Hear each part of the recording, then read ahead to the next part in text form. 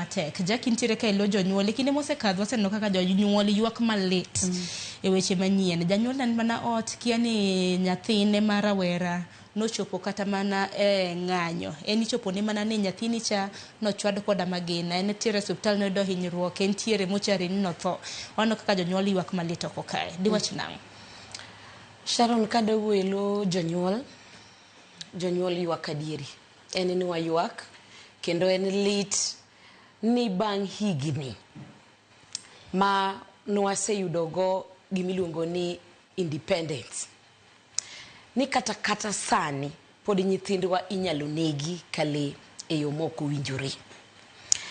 Awinjo ka muma moro wuoye kitabu mar ywagruok lamentation adek matindo 51 wacho ni gik maneno miyo chunya kuyo ne gik matimore ni mon duto mar dalawa maduong'ni. Adieri makende ni gik mwaneno miyo chunywa kuyo kaka jonyuol. Taparo ni Yesu bende nonyiso min mare ka ywage ni kik ywaga to ywaguru nyithiu. Mano gima dwaro ni mondo winji.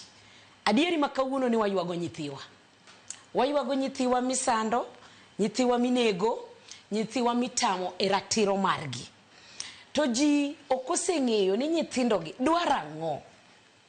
Nyithindogi dwaro mana joma chikonegi itgi. To chiko itni osebedo matek. At the same time, nitie jok mosekao advantage mar nyithindwa. Nyithindo ywak nikech kech ma nyithindo nigo.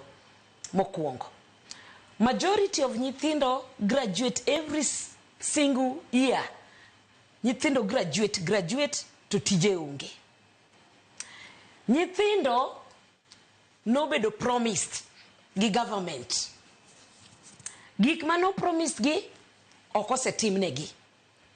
Koro nyithindo inyore. Tadieri makende maji nyaka kuong yiego mokwongo. Ni the number of youths ma Kenya mabedo koro jobless ng'eny maingo umati kata mar ng'ata e Kenya ka. To mano kungi odhi yudo the Red Coast kata Egypt kata South Africa kuonde ma useneno ka nyithindo ma youths ma jobless bedo mang'eny definitely bedo ga gi kokaina gi. To nyithindo konego negi, nyithindo konego tamera tichgi. Kata mana demonstration constitution wa oyie mano. Kawatime in a manner way there's nothing wrong with that at all. Koro gimomi nego nyithindwa pok wang'eyo kaka wan jonyuol abiro ka an elo jonyuol. Nadwa ni nyithindo mondo chiknegi itgi. Joma nie telo government kindly chikuru itu mondo winja ne gima nyithindo dwaro. Weuru nego nyithindo kale.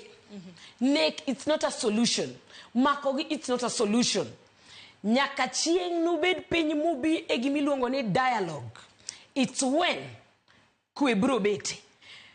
Jehova Nyasaye wachone weyo ni kwe mara. E John 14:27. To kwe bro bedo kuma kwe nitie. Kama kwe onge kwe ok nyal bedo. To kwe biro through wuoyo gi loso gi chopo kamoro. Omiyo akwayo government ni janyuol makende it's so unfortunate ni kawuono waiko Rawere ma nyathi min achiel gi wuon achiel kawang motho. To kawuono iike.